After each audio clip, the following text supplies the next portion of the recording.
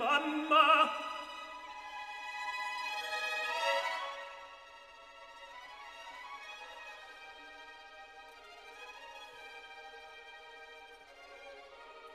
mamma,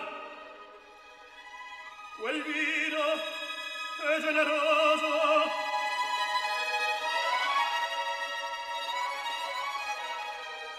E certo, oggi troppi bicchieri ne ho traccannato.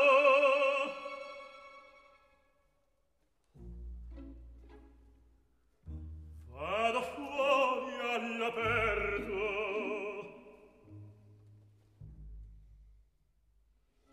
Ma prima voglio che mi benedite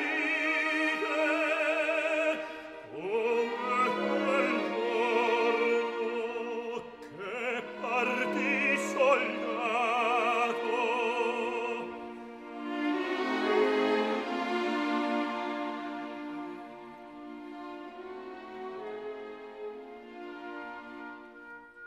E poi, mamma, sentite, se io non tornassi, se io non tornassi,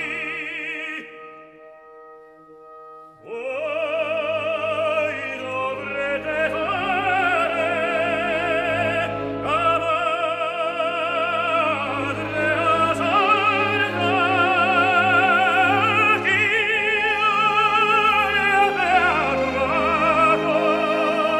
di condurla lontane. Voi dovrete fare la madre a sorda.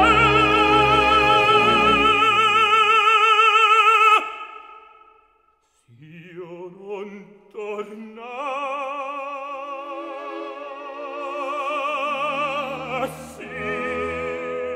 Perché parli così, figliolo mio? Ho nulla, è il vino che m'ha suggerito. M'ha suggerito il vino. Per me, pregate in Dio. Per me, pregate in Dio. Un bacio, mamma. Un altro bacio. Un altro bacio. Addio. Io non tornassi.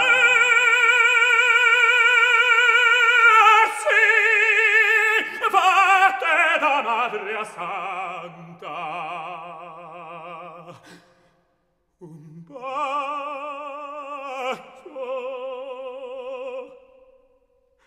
Mamma.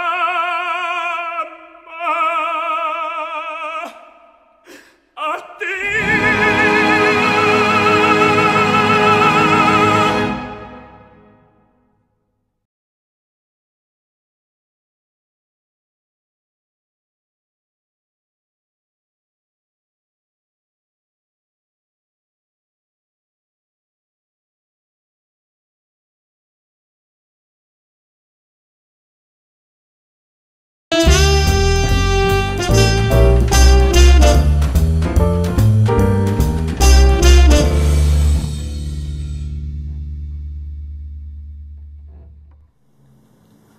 Welcome to Good Night with George Galloway. Every Sunday we try to put out one of these podcasts, and they are attracting a tremendous amount of attention and interest, support and criticism, all of which of course is welcome. And I hope that you'll spread the word that every week at least you can, unfiltered, hear between half an hour and an hour of political talk, unfiltered, no prism, just me saying what I mean and meaning what I say. people are starting to write into me now at redmalacca@gmail.com, redmalacca@gmail.com. And I'm going to try each week to respond to some of them. Some of them are extraordinarily, tantalizingly seductive. I could go off and talk about just this next email for the next 60 minutes, but I probably better oughtn't. Mega Chairman Mao writes, I know you're a fan of heavyweight legends Muhammad Ali and Rocky Marciano, but who would win if they ever faced each other in their primes? Muhammad was faster, but Rocky was relentless, and I think he'd have caught Ali late in the fight, like Joe Frazier did in the fight of the century. Marciano by knockout in the 14th round. What do you think? Well, don't tempt me. I might go 15 rounds with you on that very subject. I'll tell you what, Rocky Marciano was a very, very great heavyweight, but he didn't have Ali's class. Ali could float like a butterfly and sting like a bee. Rocky could just, well, relentlessly pound, but boy, could he relentlessly pound. So I'll tell you what, Mega Chairman Mao, we're going to come back to that very question because I'm a very big fan of both of them. John Laws says, greetings, Comrade George. It's many years since I have been able to use this greeting, this simple but beautiful word, comrade. I'm proud to use it this day, and especially to you. Your podcasts have reawoken thoughts deeply suppressed, if not lost, and for that I thank you. If I may make a request, could you arrange for someone to forward dates when you next speak in London to me, please? I'd be proud to listen to you and to shake your hands. And there's more where that came from, but John, thank you. I'm very touched indeed by the warmth of your communication. And I don't speak in London quite as often as I did because I'm speaking around the country most of the time, and Bradford every weekend I'm there, so it's not as easy to catch me in London as it was. Raheel says, a few questions I may ask. Why did Julian Assange choose Ecuador? Why not Venezuela or Brazil? Why are the British government still after him since Julian Assange exposed everything to the public? Of course they had to come up with some sort of story to catch Assange, so they used this. I'd be very grateful to hear back from you. Well, Raheel, first of all, Julian Assange has not yet exposed everything to the public. There's lots in the locker of WikiLeaks. Watch this space.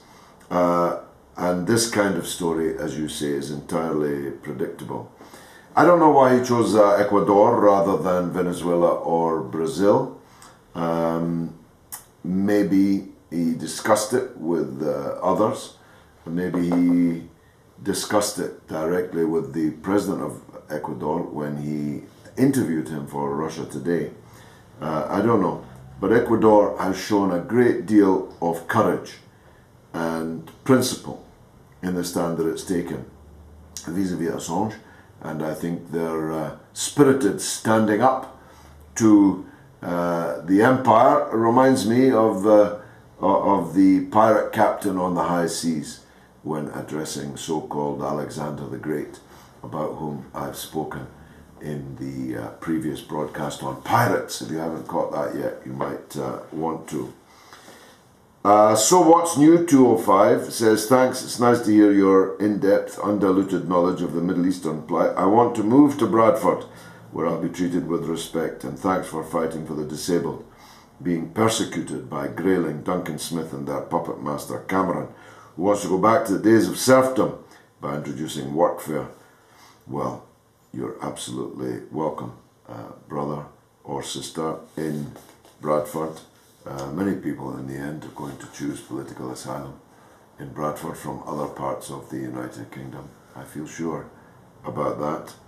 Live Alone 123 has made a comment on Carlsberg don't do election results, which is something that Jay Stewart, my son-in-law, put up. I just love the title. For those of you overseas who don't know it, Carlsberg have this advertising campaign, the punchline of which is Carlsberg don't do cars, but if they did, they'd look like this, and then you get a dream wonder car. So he put up podcast, or rather a clip on YouTube, which dealt with my victory on the 29th of March in Bradford West, and it was if Carlsberg don't do election results, but if they did, it would look like this one. Anyway, Live Alone 123 has made a comment on it, which is, I love you. I love you too. Live alone 123. But hey, it's not good to live alone. Find a partner, find a mate. And Mingbeck says, thanks for educating me again on the Che episode 4. I have been listening to your Talk Sport podcasts for 4 years, and before then I had no real interest in politics, but now I find it all fascinating, and it's down to you. I agree with 95% of your views. What about the other 5%? But it's the passion and the manner you present ideas in that I like the most. Peace to you. Thanks very much, Ming Beck. I'll win you over on the other 5%. Mind you, I could be wrong. I was wrong once. 1977, 78, I think, something like that. I'll be back after this musical interlude.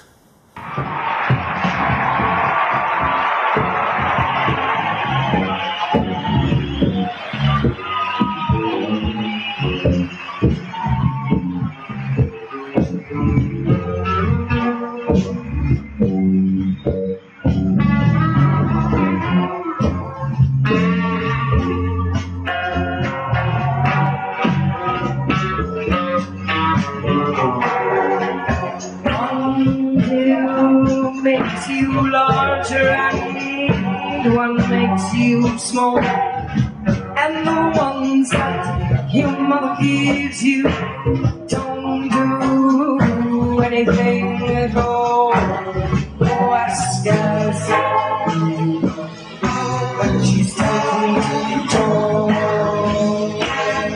Oh, and leaving you go chasing rabbits, and you know you're going to fall. Calamarca, smoking Canada has given you the chorus, which was just small. When the men on the chessboard gather and tell you where to go, and you just had some kind of mushroom, and your mind will flow. So ask Alice, I think she'll know.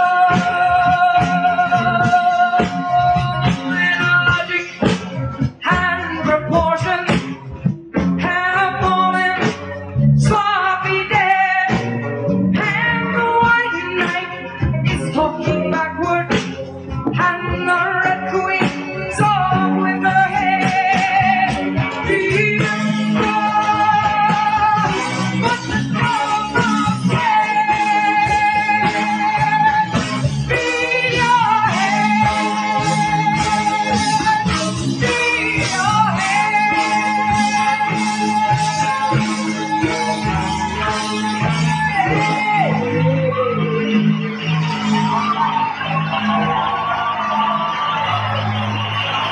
Thank you.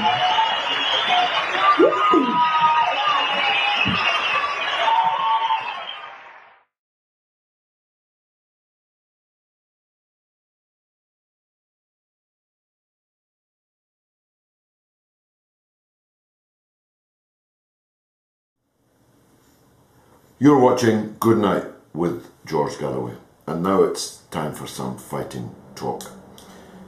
What I'm going to talk about this week is influenced by the fact that I'm now getting into election mode. There are 2 parliamentary by-elections coming up in England in which I'm interested. The first, we're already off and running in Manchester Central, which is going to be a battle royal between Real Labour and New Labour, between Respect and the Blairite brand of Labourism. But I'm also interested in standing in Corby in Northamptonshire for reasons which I will explain in the course of the next few minutes. But because I'm in battle mode, because I'm in election fight mode, because I've got my short sword at my waist and I'm ready to use it, I want to just go through, for those not familiar with it, those who weren't interested in politics perhaps at the time, or perhaps are beyond the shores of Great Britain and therefore, well, need a bit of educating on how all this came to pass, how respect came into being, how come after almost 40 years of membership of the Labour Party, I was outside the Labour Party and fighting against it and winning.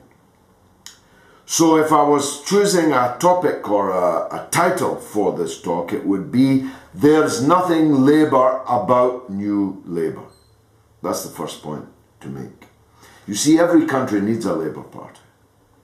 A party that will stand up for those with nothing to sell except their labour, who, if they did not work this week or this month, would have no wages or salary this week, this month, and nothing to live on, have no savings, no investments, no properties that they rent out to other people, no capital that they employ to make profit from the efforts and labour of others, just their own labour power.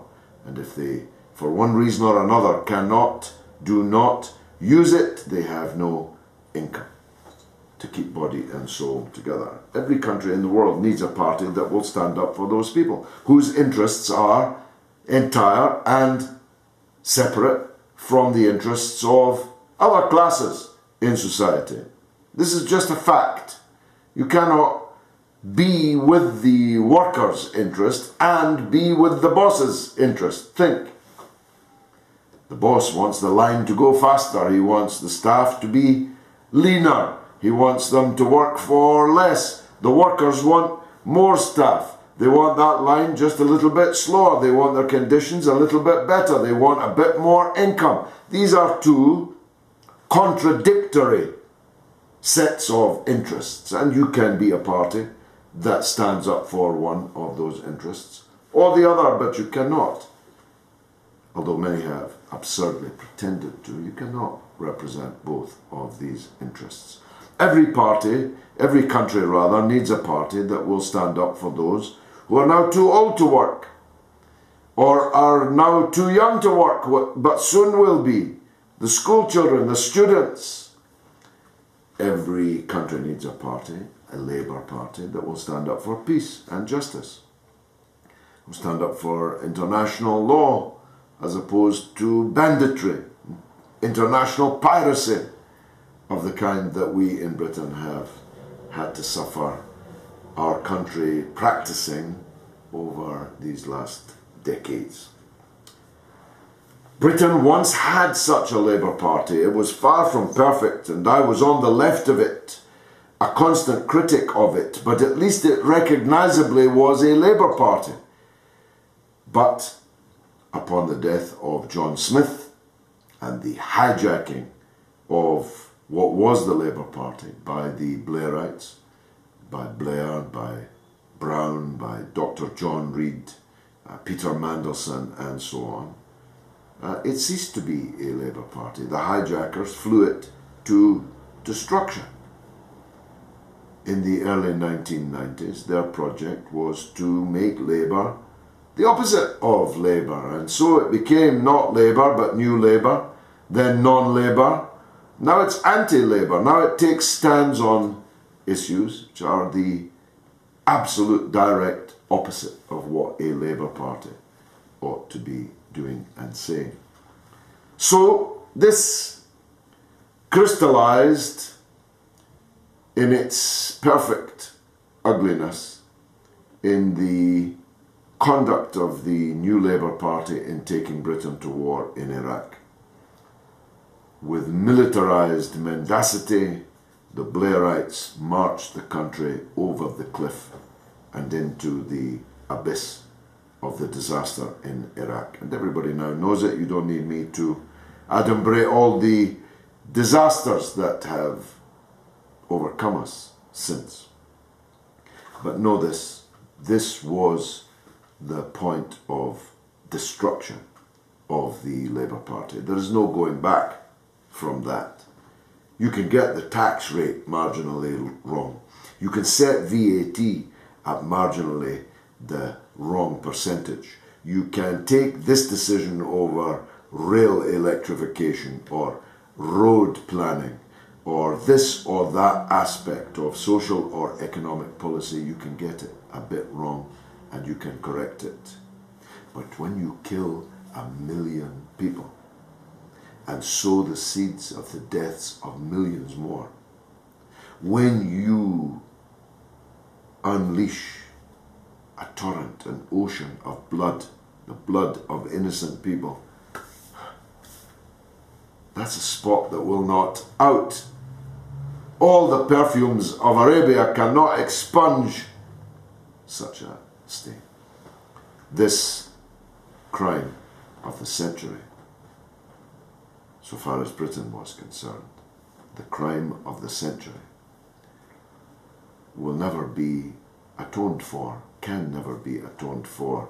This milksop Ed Miliband lisping into the camera that the Iraq war was wrong. It wasn't wrong like you took a wrong turning somewhere or you wrongly stood on someone's foot. You killed 1 million people, Ed.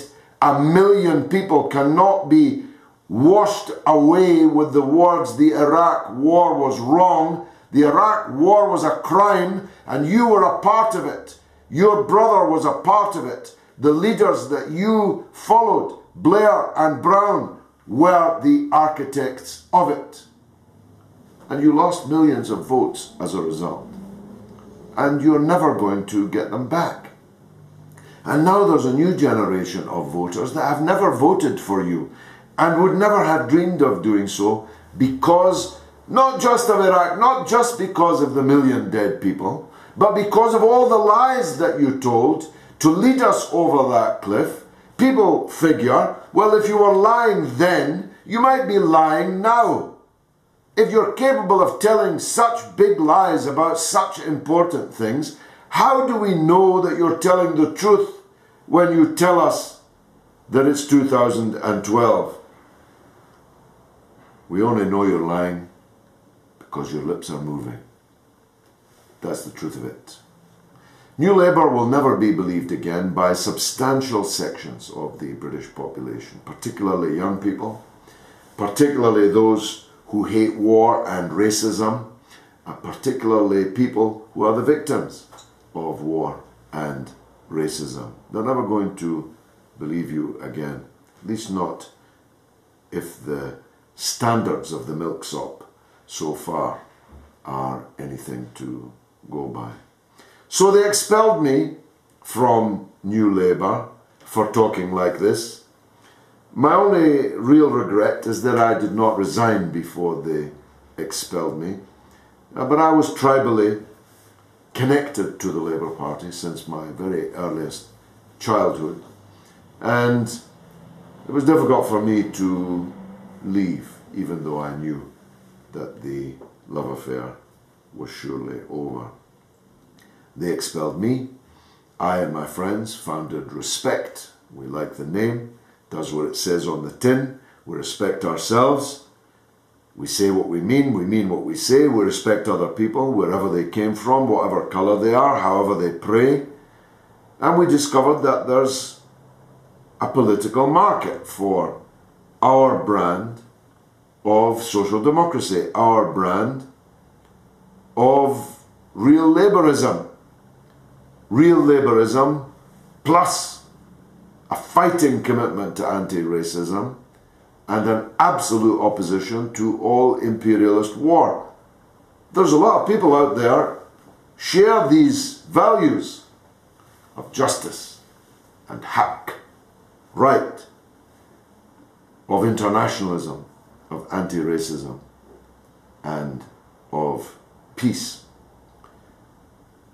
So, as you all know, there was a by-election in Bradford West on the 29th of March 2012. It came up very suddenly. because of the serious illness of the then Member of Parliament, Marsha Singh, rest in peace, who is now deceased, died quite soon after I was elected to take his place. And the reasons we've gone into before and are to be found on the internet in profusion. But they can be summed up thus. People don't want Tweedledee or Tweedledum or Tweedledee and a half politics. If a backside could have three cheeks, the British political system is that backside. Three cheeks of the same backside: Labour, Conservative and Liberal Democrat. We offer something different. We offer something fresh, a fresh approach and an evergreen set of political ideas and principles. We believe in equality. We hate racism. We hate war. We fight on all three fronts. Well, we were waiting for another by-election to come up in an area that would be interesting for us. And lo and behold, like London buses, you wait for a while and then two come along at once. And that's what we've now got. Manchester Central, in the centre of one of the richest cities in the Western world, is one of the poorest constituencies in Britain, with mass unemployment, mass youth unemployment, mass child poverty statistics, and students at 3 universities staggering under the yoke of £9,000 a year university tuition fees, plus the cost of living in Manchester for a student. Students in Manchester are going to leave their courses at the end of their courses with tens, scores of thousands of pounds worth of debts hanging around their necks. So we are out there amongst the poor people in Manchester Central, amongst the working people that are struggling to make ends meet there in Manchester Central, amongst the students there, and the parents of the students worried sick about how their children are going to go to university. How can they possibly afford £9,000 a year per child per year just to study, to improve themselves and to improve the intelligence quotient of the nation as a whole, something that used to be recognised as a national obligation to improve the IQ of the nation as a whole, on the basis that we'd all benefit from it, now privatised, with every family being left with that dilemma. Can they afford it? Can they not? And I'll tell you again, one of the things that's happening, it's not really being picked up on here, that in big families, parents are having to choose which kid goes to university and which kid doesn't get the chance. In many families, guess which kid gets the chance? Yes, the male. The female gets left behind. And in some minority ethnic community families, that is now beginning to engineer a reverse of something which was profoundly important among second generation immigrant girls in this country, who were not tied to the kitchen sink, not stuck in the house, but actually studying at university and graduating from university, and thus having independence in their grasp, being taken away by the tuition fees that the Liberal Democrats, these rancid, betraying, treacherous Liberal Democrats who pledged to abolish university tuition fees, but instead got into bed with the Tories and tripled them. So we're fighting in Manchester Central. We're already out there. Kate Hudson, the Respect candidate, the General Secretary of CND, the great anti-nuclear, anti-war campaign, she's an outstanding candidate and I believe has a real fighting chance of being an outstanding MP, joining me on the green benches of the House of Commons for the first time, giving Respect a second Member of Parliament. And then Corby came along, and I've been looking at this. It's absolutely amazing. Do you know that 19% of the population of Corby an English town in Northamptonshire, 19% of the people in the city are Scottish, first generation Scottish. 1 in 5 in an English town are Scottish. 33% of the people of Corby are of Scottish descent. So that means nearly half of the people in the town are either Scottish or of Scottish descent. Well, you can understand why that's attracting me.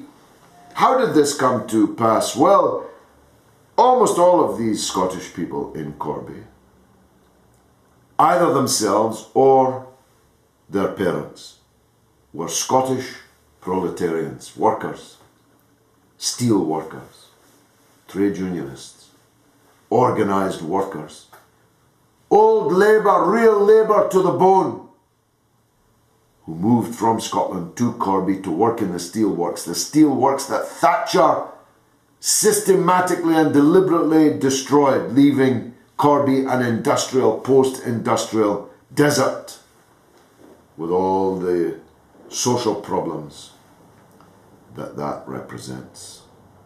Corby's very interesting. It's 50% Scottish and it's 97% white. It's overwhelmingly working class. And you know what they always say about us? We can't get support from white working class people. Absolute garbage, by the way. But we're going to prove it in Corby, if I have my say. We're going to prove in Corby and in Manchester Central, as we did in Bradford West, that we can win support in all kinds of demographics. Everywhere where there's support for justice, equality and peace. Everywhere that there's a rejection of the ironclad consensus on austerity and war that currently exists between the three mainstream British political parties. Everywhere where there's an appetite for change, for a fighting spirit, that's where you'll find respect. You will already have seen us on the streets of Manchester Central. I'm hoping after this you'll find us on the streets of Corby as well. Well, I hope you've enjoyed this podcast. If you have, bring somebody else with you, won't you, for next week's. This is George Galloway, and it's Good Night with George Galloway.